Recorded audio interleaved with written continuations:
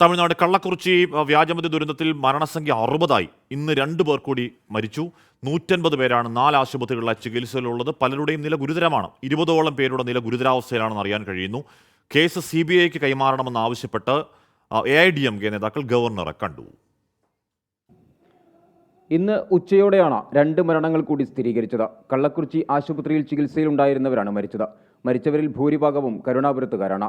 ദുരന്തത്തിൽ പ്രതിഷേധം കടുപ്പിക്കുന്ന പ്രതിപക്ഷം ഇന്നും നിയമസഭ ബഹിഷ്കരിച്ചു. ഗവർണർ RN രവിയുമായി കൂടിക്കാഴ്ച നടത്തിയ പ്രതിപക്ഷ നേതാവ് എടപ്പാടി പഴനിസ്വാമി കേസിൽ CBI അന്വേഷണം ആവശ്യപ്പെട്ടു.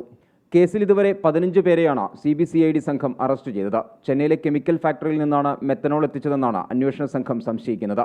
മാധവാരത്തെ കെമിക്കൽ ഫാക്ടറി കേന്ദ്രീകരിച്ചും അന്വേഷണം നടക്കുന്നുണ്ട്. 24 ചെന്നൈ.